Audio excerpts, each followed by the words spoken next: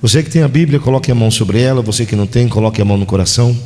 Soberano Deus de Israel, em nome de Jesus, que o Senhor retire do nosso meio agora, Pai, todo espírito de perturbação, que todo cansaço físico, que todo cansaço mental, que todo cansaço espiritual seja retirado de nós.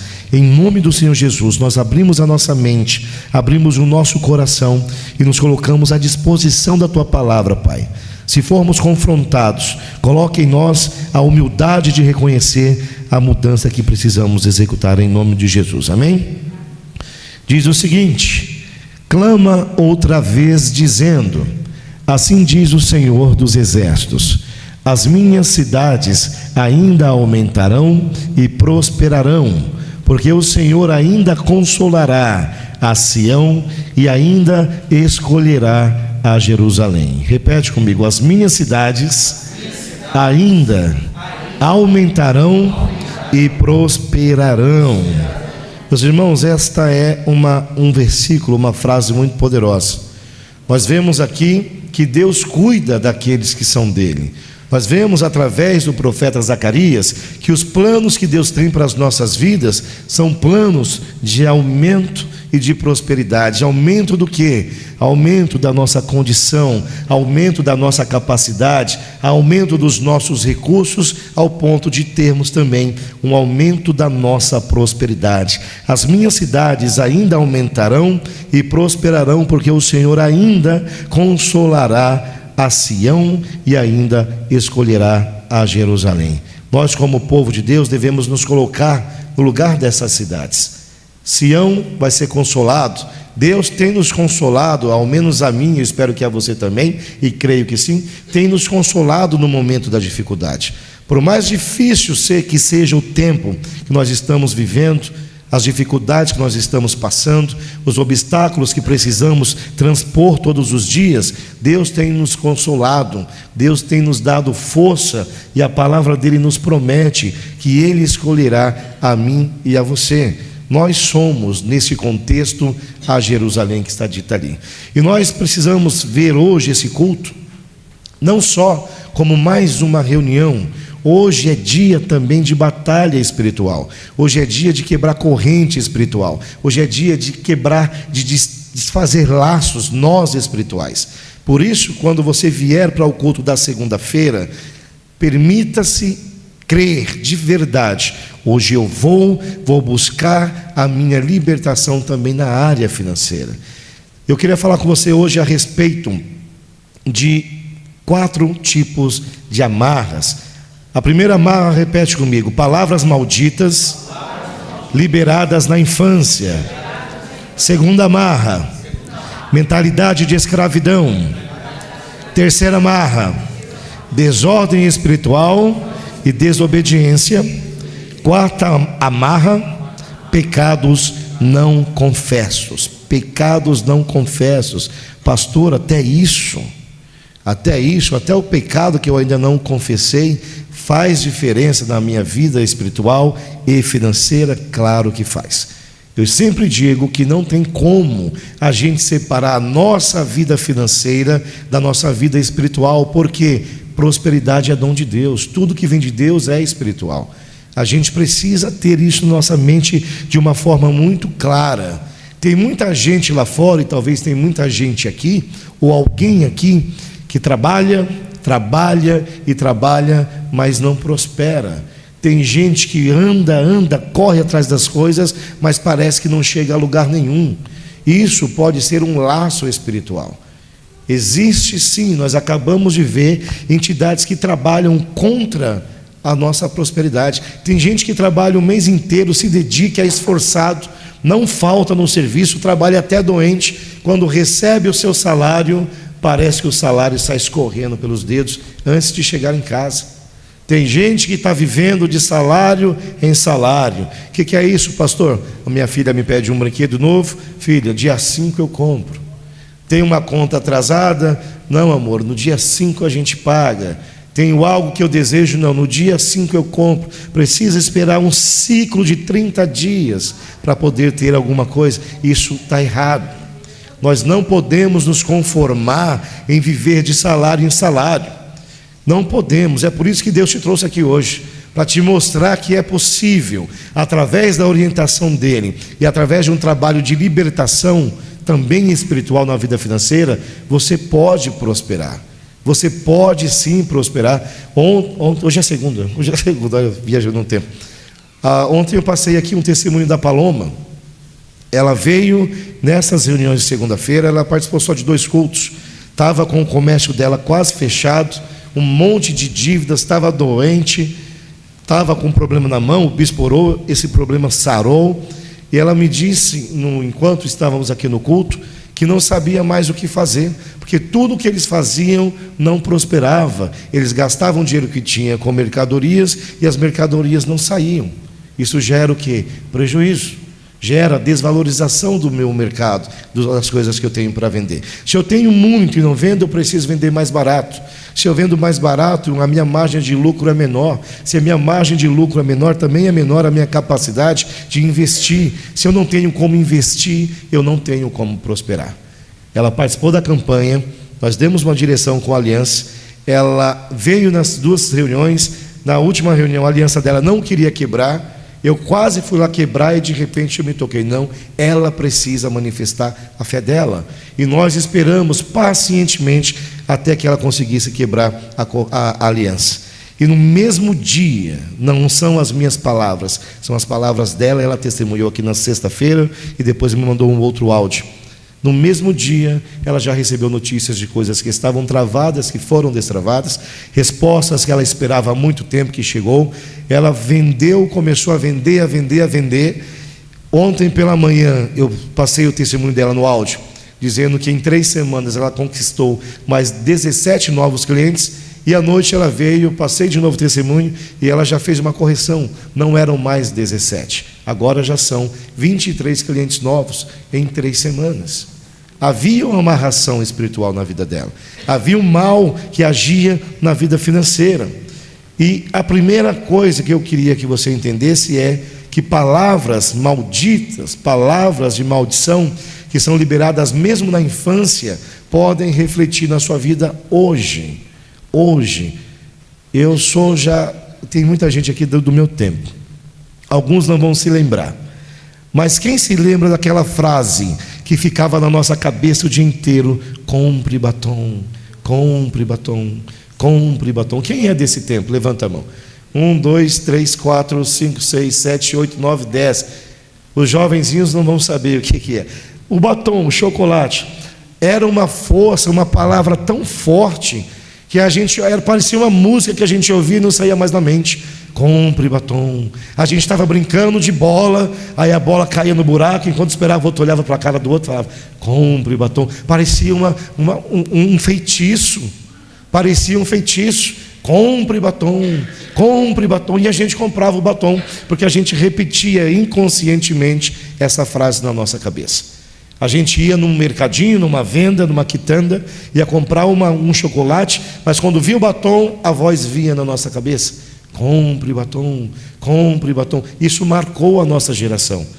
Se isso, um simples chocolate, é capaz de tomar posse da nossa mente, imagine aquelas palavras de maldição. Aqui eu imagino que algum de nós já pode ter ouvido isso. Não se ofenda, mas eu quero que você, é um exercício, tá? Você vai olhar para o seu colega, para o seu irmão que está ao seu lado, e você vai repetir com raiva a seguinte frase: você é burro. Misericórdia. Mais uma: você nunca vai ser ninguém. Mais uma: dinheiro não é para gente como você. Está repreendido em nome de Jesus. Mas qual foi a frase que mais chocou você agora? Quem pode responder? Qual foi a frase? Você nunca vai ser ninguém. Alguém mais? Ah, também, pastora, também? Você é burro. Dinheiro não é para você. A gente ouviu, alguns de nós ouviu isso no passado. E essas palavras, meus irmãos, podem ter entrado como facas no coração da gente. E por isso refletem até hoje. Aí a pessoa vai fazer uma entrevista, Se prepara, vê vídeo no YouTube, lê artigo, conversa com um, ensaia na frente do espelho, fala tudo certinho. Aí na hora que o entrevistador está ali na frente, ele começa a falar um monte de palavra errada, que ele nunca fala no dia a dia. Qual é a primeira coisa que ele vai se lembrar? Você é burro. Você é burro. Você é incompetente. Aí ele vai lá, a outra frase: você nunca vai ser ninguém. Tem várias oportunidades rodeando a pessoa, mas ela não consegue aproveitar, porque essa frase maldita vem: você não vai ser ninguém. E aí a pessoa começa a entender que ela não tem o direito de ser próspero, não tem o direito de ser feliz. É uma pessoa que, quando está feliz por algo, está aqui num grupo, e aí tem até vergonha de manifestar alegria, porque acha que vai incomodar o outro, porque ele não tem direito, porque essa frase maldita do inferno diz na mente dele: você não vai ser ninguém. A outra frase: dinheiro não é para gente como você. A pessoa pega um dinheiro, pode reparar, gente, parece, é triste, eu estou rindo porque é tão triste que dá vontade de dar risada. A pessoa, é aquela história do pobre que nunca comeu doce quando pega muito silambuzo. A pessoa recebe um dinheiro no final do ano e não sabe o que fazer com o dinheiro. Por que não sabe fazer com dinheiro? O que fazer com dinheiro? Porque não sabe administrar, porque é burro, porque nunca vai ser ninguém, não consegue administrar o dinheiro. E quando recebe, ele se lembra: dinheiro não é para gente como você. Aí começa a gastar errado, começa a pagar um monte de conta, porque ele está gastando errado um ano inteiro e não consegue sair do lugar. Estas palavras têm peso. Palavra tem peso, palavra de maldição tem mais peso ainda, só não tem mais peso do que palavra de bênção. Então, se você carrega no seu íntimo alguma dessas frases ditas lá atrás, é hora de você ouvir outra frase de Jesus Cristo: conhecereis a verdade e a verdade vos libertará. Esta é a voz que você deve ouvir, esse é o tipo de fala que você deve dar ouvidos. Conhecereis a verdade e a verdade vos libertará. Qual verdade? Eu não sou burro, Deus me deu capacidade, Deus me deu a capacidade de inferir, de pensar, de negociar, de planejar, de investir. Eu não sou burro. Esta verdade precisa te libertar. Você não é burro. Qual que era a outra frase? Você nunca vai ser ninguém. Deus te pensou, Deus te desejou, Deus te desenhou, Deus te confeccionou, Deus te trouxe à existência. Deus. Como é que eu não sou ninguém? Como é que eu não serei ninguém? A verdade precisa te libertar desta maldição. Você é sim alguém, você é sim alguém que tem valor. Não tivéssemos nós valor, porque Cristo derramaria o seu sangue no madeiro? Por que Cristo passaria por tudo aquilo que Ele passou na Via Crucis por alguém que não tem valor? Nós podemos nunca ter o valor que Ele merece, mas nós temos sim valor. Tire esta frase maldita, se você a ouviu, da sua mente e do seu coração: dinheiro não é para gente como você. É sim, nós não podemos ser escravos do dinheiro. O dinheiro precisa nos servir. Você é honesto, você é cristão, você trabalha, você se esforça, você paga os seus impostos. Por que o dinheiro não é para gente como você? É sim. Só que a nossa mente precisa ser transformada. A nossa mente precisa ser moldada de acordo com o que Deus quer para nós, para o que Deus tem para nós e, sobretudo, pelo que Deus pensa a nosso respeito. Repete as frases aí: você é burro, não precisa olhar para o seu amigo agora não. Você é burro, você nunca vai ser ninguém, dinheiro não é para gente como você. Mas sabe o que Deus diz? Você não é o que disseram que você é. Você é o que eu digo que você é.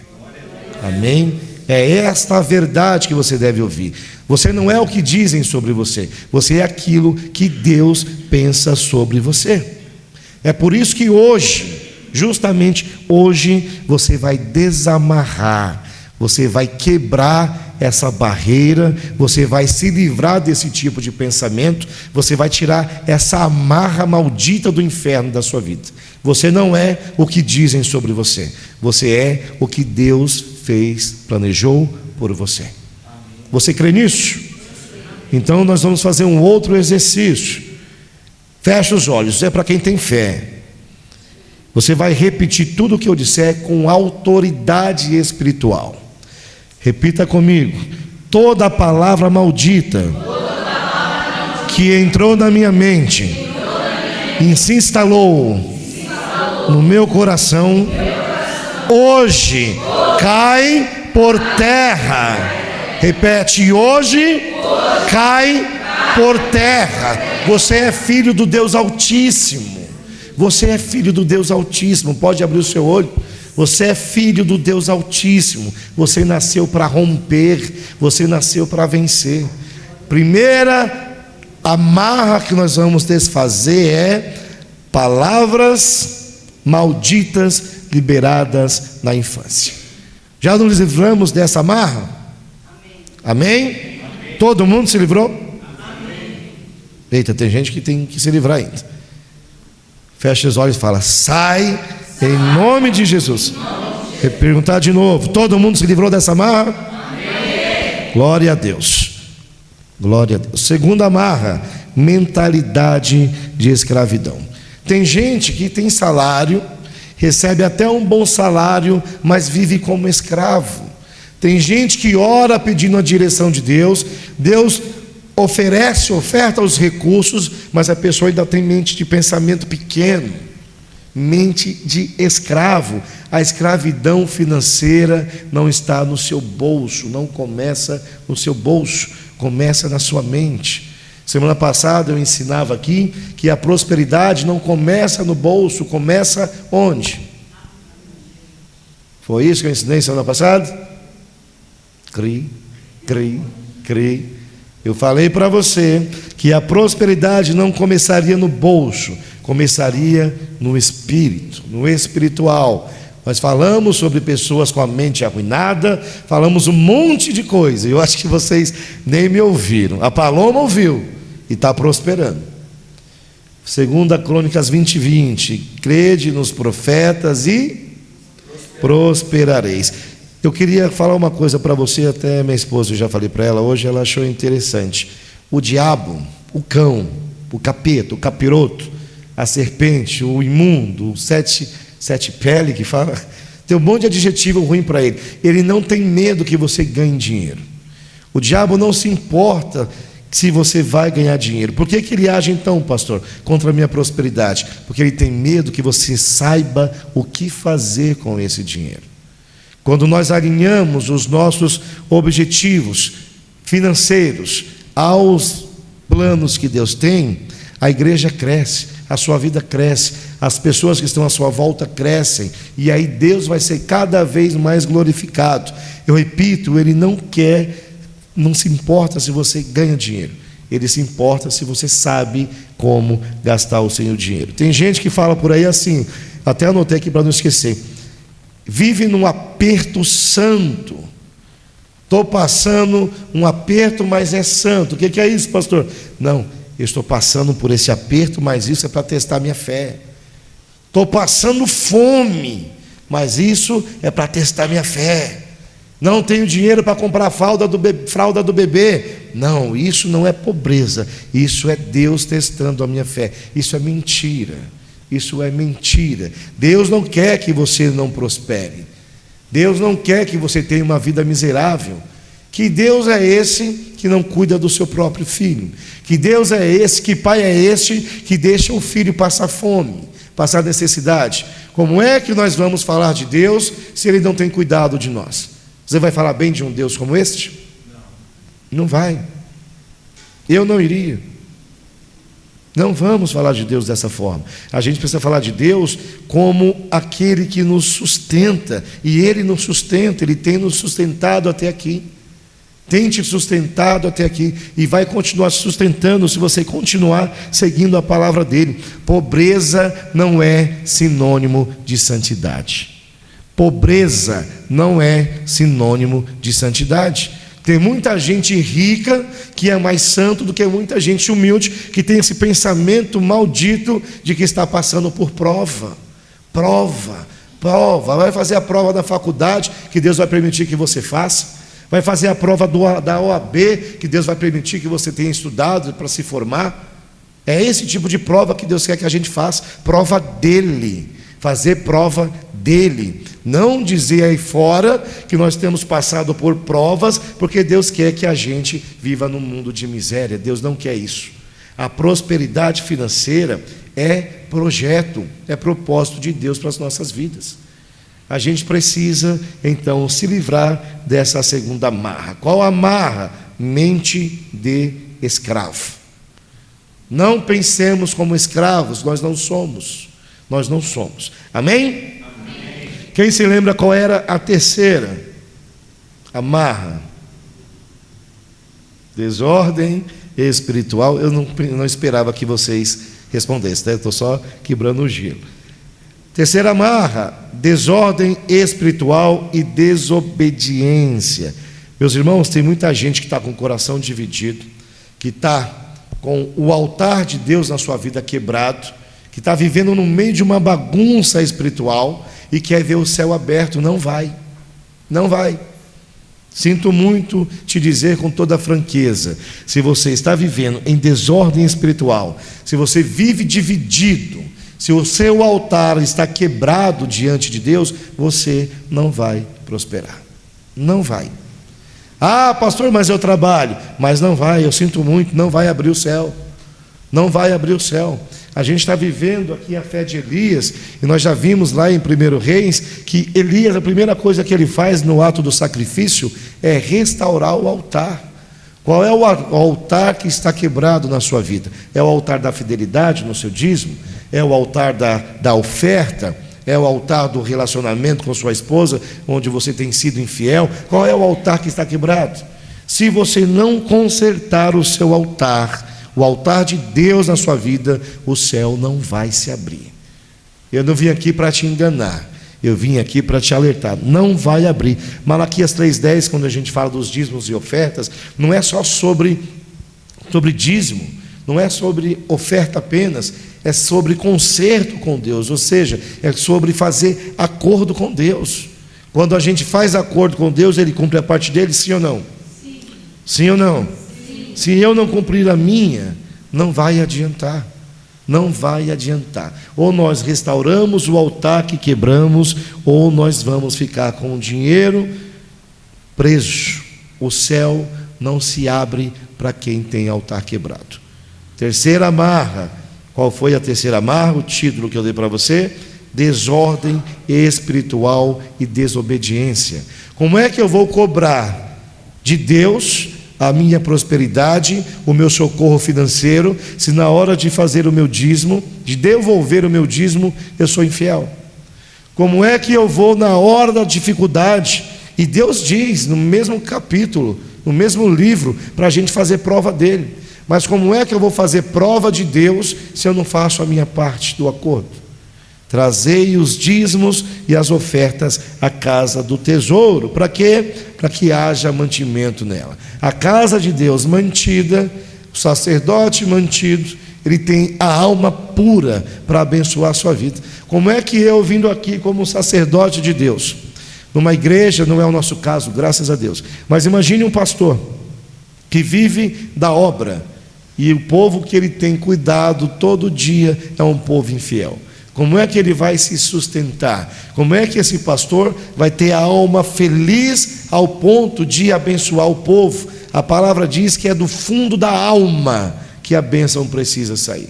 Se eu estou com a minha alma ferida, se eu estou com a minha alma amargurada, se eu estou com a minha alma perturbada, triste, desolada, como é que eu vou te abençoar? Fidelidade, não tem como não ser fiel a Deus. Precisamos ser, claro, não adianta eu ser fiel no meu dízimo e andar em pecado lá fora. Eu estou quebrando o acordo. Precisamos fazer acordo com Deus para que o céu dele se abra para nós, amém?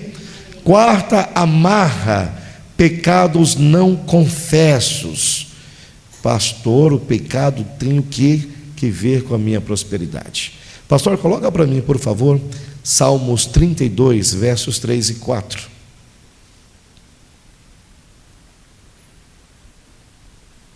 Salmos 32, 3 e 4. Olha o que diz o salmista: quando eu guardei silêncio, envelheceram os meus ossos pelo meu bramido em todo o dia. 4.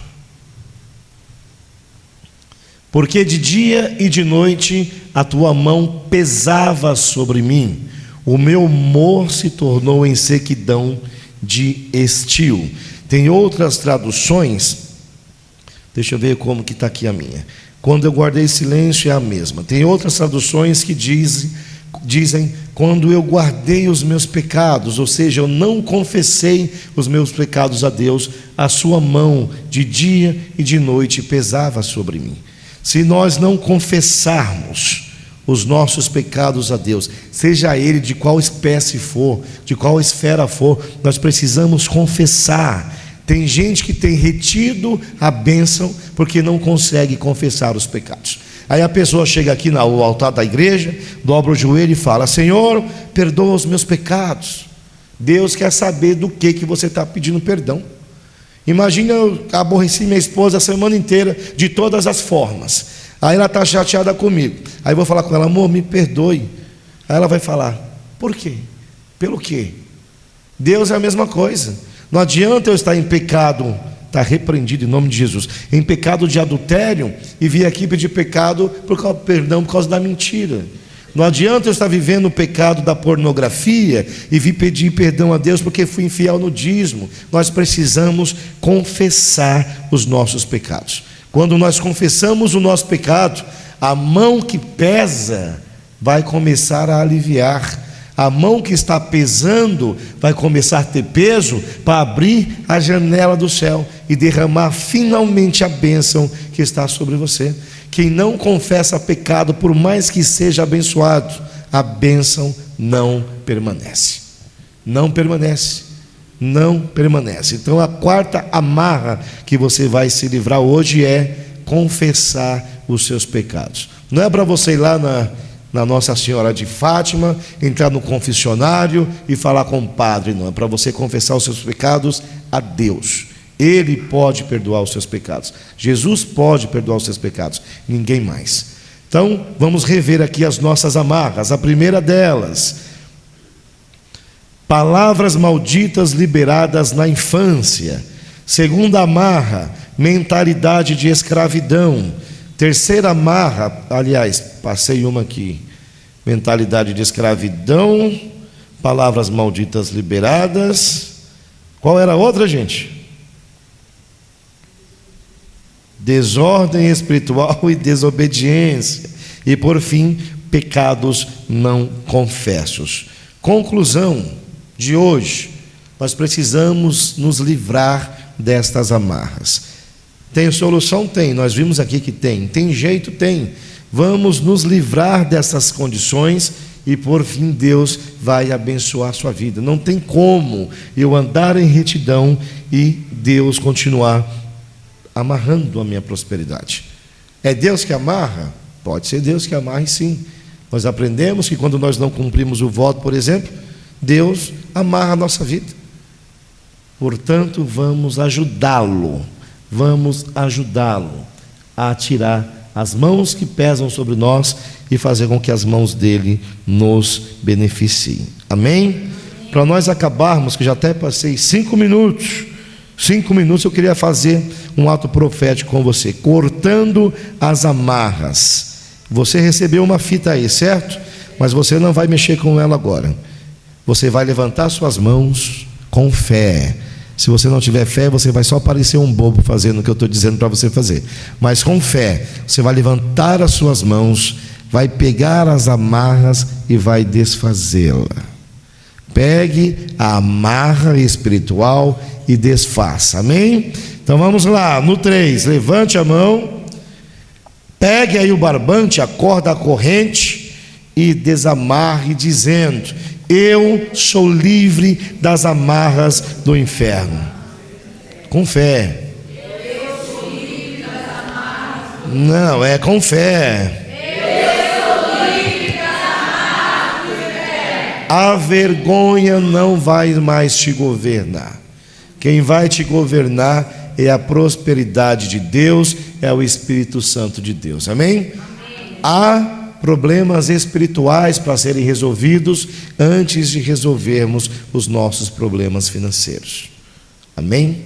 Que Deus fale mais ao seu coração e que esta palavra realmente fixe na sua mente e te ajude a desamarrar todas as amarras, me permitam a redundância, do inferno sobre a sua vida financeira. Diga amém. Diga graças a Deus. Louvado seja, aplauda ao seu Deus.